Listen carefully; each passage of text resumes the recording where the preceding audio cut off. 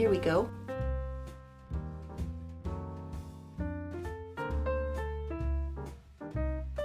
Yeah, wow.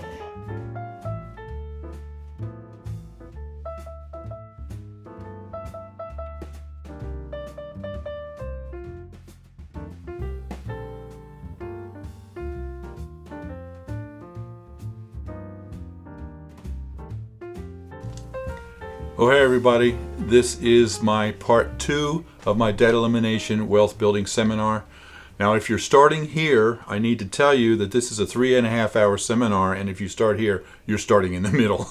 So please, if you haven't seen part 1, go back and watch part 1. Otherwise, when you come in here, a lot of what I'm saying won't make sense because you've missed the first hour of the seminar. So I will put a link to the playlist that has all of the videos from the seminar. I'll put one right up here, and I'll put one in the description down below. So if you haven't seen part 1, please go do that first. Here you go, part 2. Welcome back to part 2 of our debt elimination and wealth building seminar. I think that part 1 really kind of opened a lot of eyes to what's possible. And that gave us a rough estimate of when you're going to be debt free. Now we're going to take a look at a lot more detail. And we're going to work your plan with your numbers, and you will know exactly to the month when you're going to be debt free. Okay? So we're going back to this calculating your payoff priority page. And right now we have the first 3 columns already done. So now we're going to do column 4. And you're going to look at that and say, well, what does this mean? It's just a number that we're going to use to help calculate the priority that you pay off, so you know which one to pay off first. Okay. So for each one, let me see it here. Yeah, for each one, you're going to take the total balance and divide it by the monthly payment. And you're going to come up with a number, which in itself will mean nothing, but you'll understand it in a minute. So you take the total balance, column 1, and you divide it by the monthly payment, column 3, and whatever that answer is, you put it in column 4. So just go ahead down and work all of those.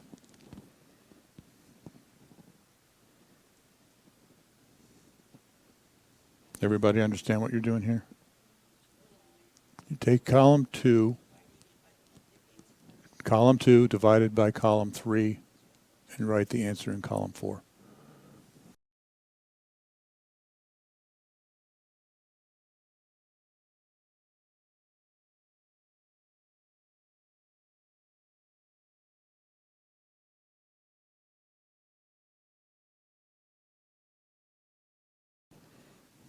Okay, how's it coming? We getting close?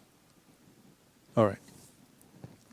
So we now have column 4 filled out. Now we want to do column 5, and this is where we decide the priority of which debt we're going to pay off first. Okay. Some people like to look at try to pay off the highest balance first, or the lowest balance first, or the highest interest rate first. But a lot of people, that makes the most sense. But to tell you the truth, you're going to pay things off fast enough that the interest rate is really pretty much irrelevant. This is actually mathematically the fastest way to pay off your debt. So what you're going to do is you go down column 4 and you look for the lowest number. And then right next to the lowest number in column 5, you put a 1. And then you look for the next lowest number and you put a number 2, and so forth.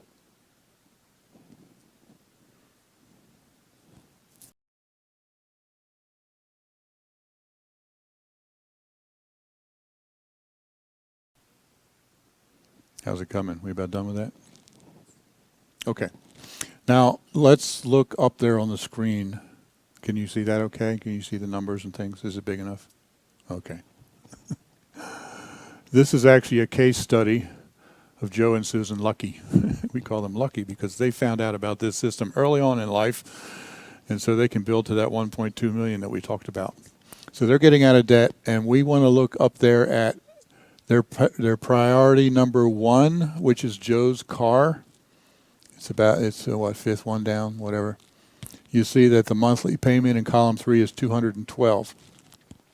So what we're going to do is take their accelerator margin, which up here you can see is 390, add it to the regular car payment of 212. You come up with 602, which you put in your margin roll-up, column 6. So you take the number 1, the first priority, the first debt you're going to pay off. You take the amount of the normal amount of the payment, and you add to it your accelerator margin from B below, and you put that number in column 6.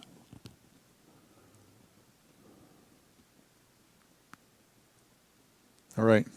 Are we there? We got it?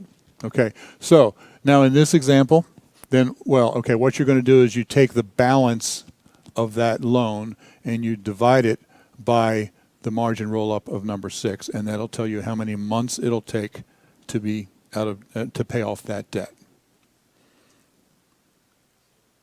Take the balance of the loan, divide it by the roll-up, the margin roll-up in column 6, and that gives you how many months it will take you to pay it off.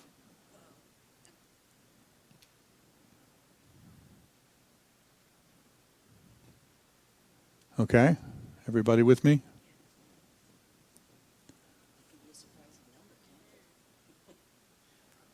Now, for Joe and Susan Lucky, on Joe's car, they owe $7,250, and they're going to pay it off in 12 months. It's probably a 5-year or 6-year mortgage on their car, right? They're going to pay it off in 12 months. So then, what do you think they do after they get that first debt paid off? They roll it over to the next? Okay. No. They take the next month and they party, they celebrate, right? Here's the deal. They now have $602 that it is their accelerator margin, their roll-up margin. And yes, you take that $600 and roll it into your next debt. But you take 1 month off from your plan. You take that $600 and you blow it. What can you do with $600? If you're careful about the hotels that you go to, you can go to the beach for a 3-day weekend, right? And you can just have fun. You can party. You can blow off steam. You have worked hard for a year to get that car paid off. Go celebrate. Go reward yourself. And the cool thing is that if you've got kids, smaller kids, you can get them involved in this too, because quite frankly, it's going to take a little bit of pulling back on your finances to be able to do this, because you got to come up with that accelerator margin. You're going to be living a little bit more frugally. And if you have the kids involved too, and they know that, no, we're not going to do that because we're saving the money to pay the car off. But as soon as the car's paid off, we're going to the beach for 3 days. Get the kids excited about it, get them involved too. So you go celebrate with $602 or whatever your number is. Now, if you have something that your first one only paid off in 3 months, you probably don't want to do that. But you pick some point along the way, a year in or a year and a half in or whatever, when you make some kind of a major payoff, and you celebrate with that money. And then you get right back into the system. So then what they're going to do is take $602 is their margin right now, and then they go and look at number 2, and their payment there is $18, so their new roll-up margin in 6 becomes $620. And then they're going to be able to pay off that loan in 1 month. And then they take that accelerator margin, the roll-up margin, and they add it to the third debt, normal payment. And they just keep rolling it up. Is that making sense? Okay, so go ahead and work through that. This will take a few minutes. Go ahead and work through that until you get all the numbers in column 6.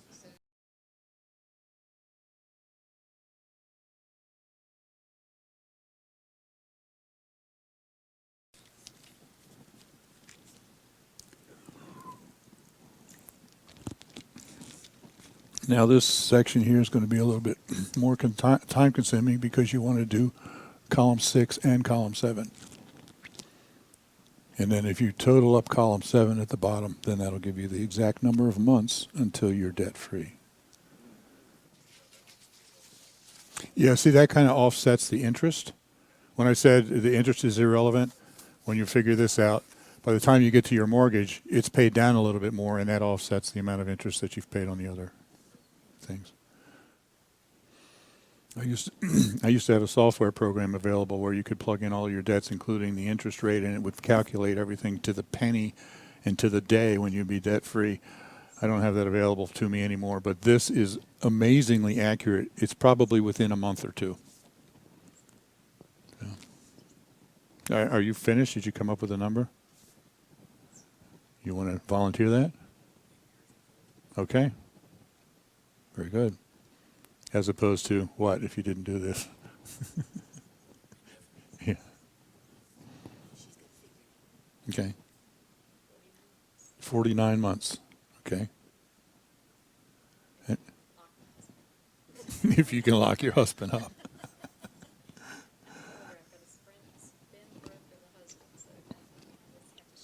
Yeah. Right. It's actually better if both partners had been here to hear all of this, but, you know, you'll have to be the ambassador for truth when you go home. How are we doing? Everybody there?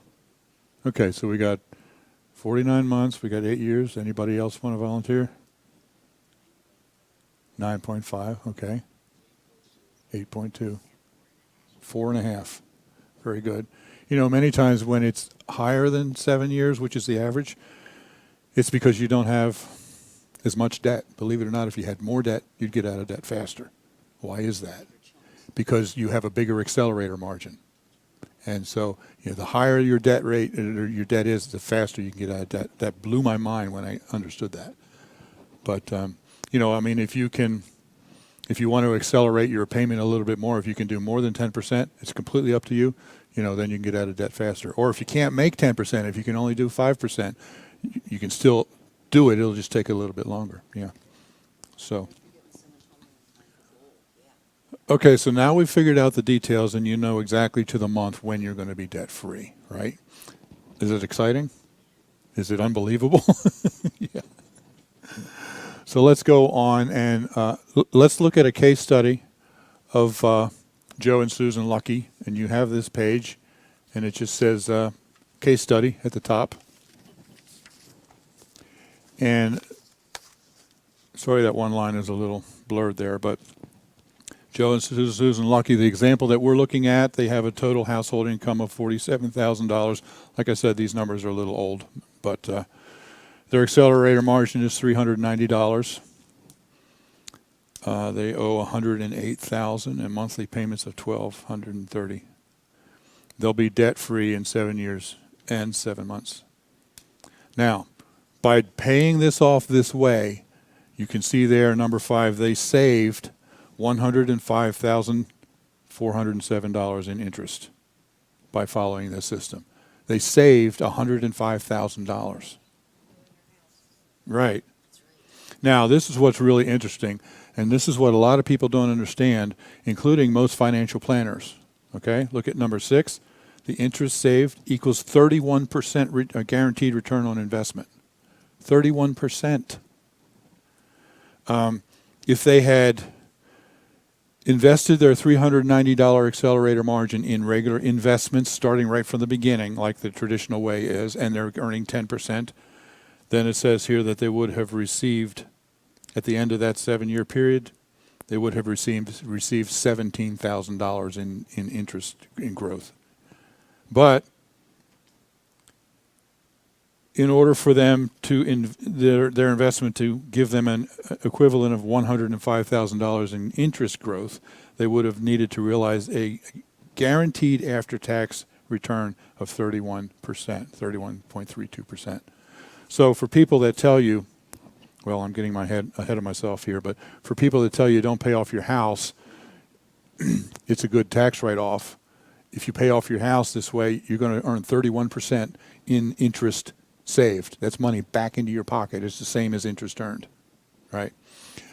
How can that be when you only have a 5% or 6% or 4% mortgage? Any idea why that works? Okay, let's say you have a $1,000 payment. And especially early on in the mortgage payment, you're paying mostly interest. So let's say you pay $1,000, $100 of it is principal and $900 is interest. Now what if you pay an extra $100? That extra $100, what it's doing is paying off the next month without paying the interest. So by paying $100 additional, you're saving $900 in interest for that month. Mind-blowing. And so it's more effective when a loan is young because you're paying more interest at the beginning. But over the life of the 7 years that it takes them to get out of debt, they're saving $105,000 in interest. Yes. Right. Right. Okay, so the big question everybody has, where am I going to find the extra money? Where am I going to find my accelerator margin, right? How am I going to come up with that extra 10%? I can't even afford to pay my bills right now. 10% is not possible. So, where can I find my extra accelerator margin? First of all, don't buy brand new cars. A brand new car, as soon as you sign the paper, you don't even have to start it to drive it off the lot. As soon as you sign the paper, it's now a pre-owned car, and it has dropped probably $10,000 in value just like that. And many times, especially with the cost of cars nowadays, you have to get a 5-year or a 6-year or a 7-year mortgage on the thing. 8-year. And so if you try to sell it 2 years after you buy it, you're going to find out that it's depreciated more than what you've paid on it, and you've got to pay thousands of dollars just to sell it. And so you don't ever want to buy a brand new car. The best money for a car is a car that's maybe 4 or 5 years old because it's depreciated sometimes almost half of its original value, and it still has most of its life left. Every car that we've ever bought, well, we got a couple of really good deals recently. We found 2, believe it or not, at the same time that were an 03 and an 06, and both of them only had like 60,000 miles on them.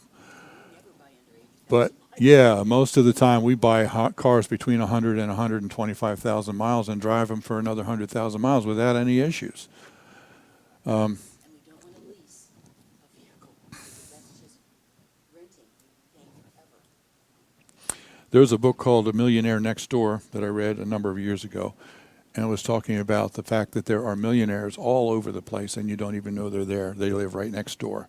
They live in a very moderate home. They drive 5-year, 8-year-old cars, and you don't even know they're a millionaire. And why are they a millionaire? Because they live frugally, because they don't live like a millionaire. And in that book,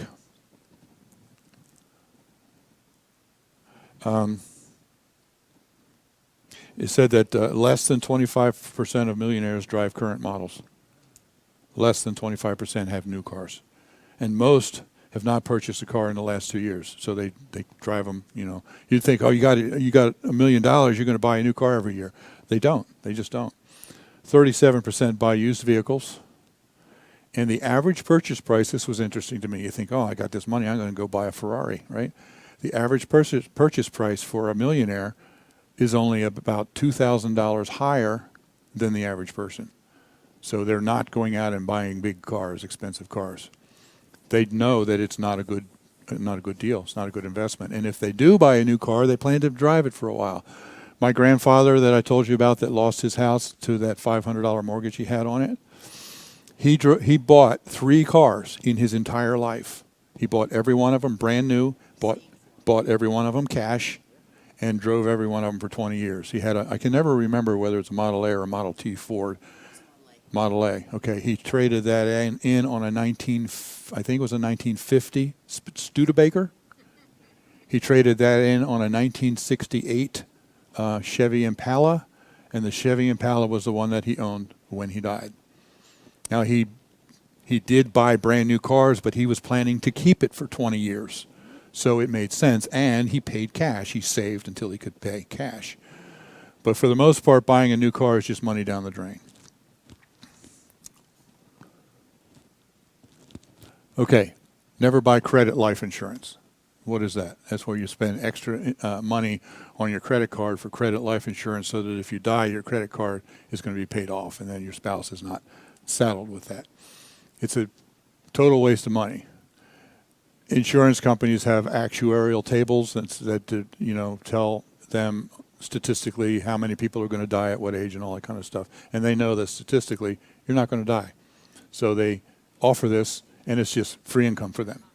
It's free income for them. So you need to do the same thing as the insurance company, look at the actuarial tables and bet on the fact that you're not going to die. and save money. It's a waste of money. Next. No extended warranties, same thing. Extended warranties, most of the time, is just money in the pocket of the merchant. And I think there's only one time I ever wished I had an extended warranty in my entire life. Most of the time, the warranty expires long before I have any issues with whatever it was that I bought. And then we have buy the right amount of insurance. What's the purpose of insurance? Some people think it's to get, so that your spouse gets rich when you die. The purpose of insurance is to just replace your income. So it should be enough insurance that if invested wisely will replace your income, nothing more. Anything more than that and you're just wasting your money on the premiums. So get the right amount of insurance. Avoid unnecessary insurance. Many times you have the coverage for the same thing in several different things. You go out and get roadside assistance, not realizing that your car insurance probably will give you 2 or 3 free tows per year. Double coverage, you don't really need it. You get a higher medical coverage on your car when you've got regular medical coverage anyway. Why do you need 2? Raise insurance deductibles. Same thing. Do the same thing as the insurance companies do and bet on the fact that you're not going to have an issue, especially with like medical. Now, if you have someone in the family who's chronically ill and needs medical insurance, then by all means do what you need to do. But for most of us who are healthy, the chances of us having something ongoing like that is not real great. And so you want to have catastrophic coverage, of course, if you get really ill. But you don't need something that's going to pay your doctor visit every time you go. So raise your deductibles and you can save money there.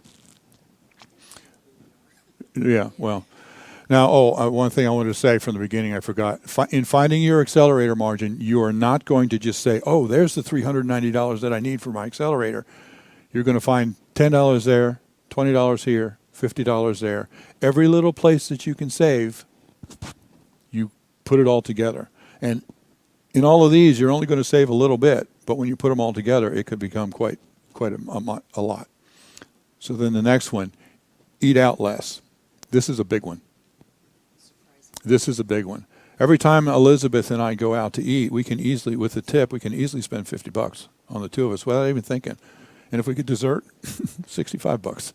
It costs a lot to eat out, and you can eat many times the same meal much cheaper at home. There are really 2 different situations for eating out. One is when you go out to eat in the evening for a meal, for a dinner. A lot of people do that at least once a week, if not more. But the biggest thing for me was grabbing lunch at work. I was a contractor. I didn't like cooking in the morning, breakfast in the morning, and I was usually running late anyway. So I would get up and go out, and I went to McDonald's for breakfast every single day for several decades. Now, that was not healthy for me. Physically, it was not healthy, but also financially, it was not healthy. So I would go to McDonald's for breakfast, and then for lunch, every single day, I would go out and do some sort of fast food, hamburger, McDonald's, Burger King, Taco Bell, something like that. So I was spending like maybe $6 for breakfast, $8 or $9 for lunch, and then I would go out at least once during the day to get a snack or a coffee break or something. In the winter, I'd get a cup of coffee and something to nibble. During the summer, I'd get a Gatorade and something to eat, and I could easily spend $5 or $6 each time I did that. When I realized that I would add it all together, I was easily spending $20 to $25 a day on that kind of stuff. But when you just, it's only $5, it's no big deal. But when you do it 3 or 4 or 5 times a day, it adds up an awful lot. And what I discovered was that you have to plan ahead. But if I would plan ahead and have what I need from the grocery store, that I could make sandwiches, or many times the job site that I was working on had electricity, and I had a little portable microwave I could take with me and plug it in and heat up leftovers. And if I brewed a pot of coffee in the morning and put it in my thermos and take it with me so I wouldn't have to buy it, I mean, what does a cup of coffee cost now? Almost $2, But by doing that, I could easily easily save $10 a day without even thinking. That's $50 a week, $200 a month. That's right there, just by taking my lunch with me instead of buying out every day. $200 a month. That's a good way toward your accelerator margin right there. The next one, use grocery coupons. Grocery coupons are a pain in the neck, but they can save money. They can save quite a bit of money. So a little here, a little there. It's a lot easier than sitting there cutting out. Yeah, that's true. Yeah. Okay, cut down on conveniences. Do it yourself. We live in a fast food world, a convenience world where absolute instant gratification, conveniences. When I was a kid, no self-respecting man would ever pay somebody to change the oil in his car. Everybody did it themselves in their driveway. But now you go down to Quick Lube or something like that and you pay somebody else to do it. Well, it doesn't cost all that much, I'll grant it, but you're going to save money if you change the oil yourself. Mow your own lawn instead of hiring somebody else to do it. Wash your own car instead of spending $8 or $12 to go through a car wash. Tell them about your barber. Yeah, I'm saving money every month because my barber doesn't charge me. He taught me how to give my military haircut. Yeah. Oh, okay. And this is also very applicable to the food that we eat, because how many times do you grab something at the grocery store and you think, oh, it's cheaper than eating out? And it is, but it's some kind of a prepackaged frozen meal that is not as healthy for you as if you had gotten the ingredients and made it yourself. Yeah, it's fast. You just take it out, throw it in the microwave. But it costs considerably more than the ingredients that it costs, if you had bought the ingredients and made it yourself. Once again, it's a convenience. If you do it yourself, it's going to be cheaper. So, next one, minimize retirement plans. Remember the plan here: pay off debt first, and then after you're debt free, then you start investing. So if you're paying into a retirement plan right now, stop. Because remember, if you pay everything off now, you're going to earn that 31% return on your investment. That's much higher than you're going to get from a retirement plan. The only exception is if you are in some kind of a plan at work where your employee is matching your contributions, then you continue because you're earning a lot more because your money is being doubled right away. But unless you're in a situation like that, stop or minimize, do the minimum that you can for retirement plans. And anything else you can think of along the way to save $1 here, $10 there, and come up with your accelerator margin. Right. Yeah. So you can negotiate with them to cut down on your services, or many people will buy a whole upgrade package just to get the History Channel. So negotiate like you did to try to get the History Channel. Or do you really need all of those extra premium packages on your cable? Just cut back to the basics for a while. Another thing is if we keep our eye on something that costs every month. Another thing that I discovered, and this is not so much as coming up with an accelerator margin, but it does have to do with saving money, is that if you have a credit card with a high interest rate, let's say you got something that's got 19.4% interest rate. I've seen them as high as 26% or something like that. But you call them and say, I just found this credit card that has a much lower rate. I'm transferring all of my balance to the other card and closing this out unless you lower my interest rate. Many times they'll do that for you. So many times all you have to do is ask. So, okay. So we're going to go to the next one, the accelerator margin. Man, that's amazing how they just show up there, isn't it? The accelerator margin finder form, which you have here. Now, these next two forms you're going to do at home. Okay, we're not going to take the time to do that here. But I did give you the forms, and what you're going to do there is on part 1, which is what you're looking at here, you're going to write down all of your income sources from both partners, and this just gives you kind of an idea to help you find all of it. And then we go to part 2, and this is to help you find your accelerator margin.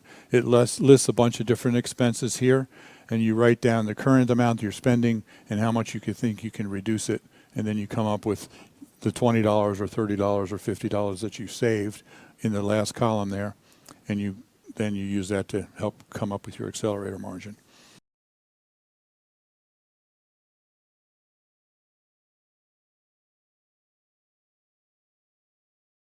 So, retirement contributions, we already talked about, minimize them as much as you can. Saving, but dining out for lunch or, lunches at work. Groceries, use coupons. Telephone, heating, turn the temperature down 2 degrees and you can probably save $50 a month. Yeah. Right. Right. The water saver things. Yeah. And then, right. Anything you can do to lower your utility bill. Yep. And then down at the bottom, movies and video rentals. If you go to the movies all the time, video rentals are going to be cheaper. So we talked to them, and they cut our Okay. garbage in half. Okay. So Picking it up every other week. negotiating with the trash company because there's only 2 of you. Yeah, very good. Ask about it. So they're not going to do it. They're Right. not going to put money in your pocket unless you ask. I don't know what it's like here yet because we haven't been here long enough, but in Pennsylvania, when we got our property tax bill, if you paid it early, there was a deduction on it. There's like, how much percentage? 10% deduction if you paid it in advance, and then there was the normal bill, and then there was the 10% charge if you were late. So we always paid it early so that we would save the 10% on our property taxes. That was one of my funnest things, I think. So bottom line here is that we need to get control of our finances. Many of us spend money and we don't know where it's going. And we get to the end of the month, and we get to the end of the money before we get to the end of the month, and where did all that money go? If you get a little booklet and you start writing down every single penny that you spend for a month or two, it'll give you a record of where it's going, and if you go back and look at it, you're going to be amazed at how much money is just slipping through your fingers, being wasted on stuff that you don't really need. And as you go through this form, look at every single one of your expenses and single one of your expenses that you don't even know about, like I didn't know about eating out and how much money I was wasting, and come up with your accelerator margin. Now, you don't have to live like a monk, okay? This is supposed to be misery. Yeah. You're going to have to cut back on your spending in order to come up with the accelerator margin, but don't cut back so far that you can't stand it. Because if you do, you're not going to stick with it for long. Okay? Yeah. But you have to get control of your spending. Don't let life just happen to you. Take control of it. And that starts by finding out where you're spending your money. So keep track of where you're spending it for a month or two.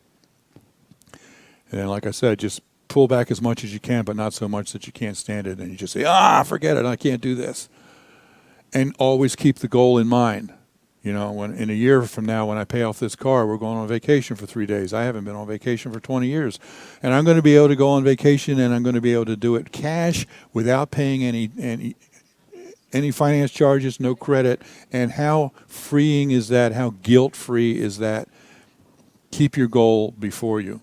Take your form there that tells you how fast you're going to be out of debt and put it on the wall. Keep it before you. Yes? When you start buying everything with cash, you wouldn't believe the discounts you Yeah. can get when you're going to go buy a car with cash. A car or a house, you could save sometimes tens of thousands on a house if you can offer cash, which I know you can't do right now, but eventually in your future you will be able to if you follow this. But the point is, you pay cash, you can get discounts all over the place. So what we've seen here now is that you're putting in your debts. You find out how fast you're going to get out of debt. And like I said, you'll do this at home to be able to come up with the accelerator margin. Now, everything that I've taught you here today is the mechanics of how to work the numbers of how to get out of debt. And that's actually fairly easy to understand. It's fairly easy for me to teach you. Exactly, theory versus practice. The fact is that getting out of debt is more psychological and emotional than it is financial. And so we're going to spend a lot of time talking about the psychology of debt and why you need to get out of debt. So why 96% fail? This is the most important part of the seminar, and we're going to go there after we take another short break. So there's the conclusion of part 2 of the seminar, and by now you know exactly to the month when you will be debt-free if you follow this system.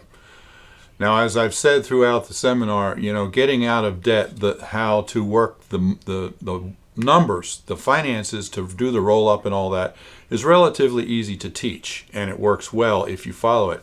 But that's the problem, if you follow it. You see, the emotional and psychological aspect of this is really the much more difficult thing, because you may know how to do it, but will you? So in part 3 now, we're going to talk more about that. We're going to talk about the psychological impact, and we're going to talk about really, truly the financial damage that credit can do to help you, to motivate you to stay on track. And really part 3 is probably the most important part, because the first 2 parts showed you how to do it, but if you don't have the drive to actually do it, then it won't benefit you. So join me tomorrow for part 3.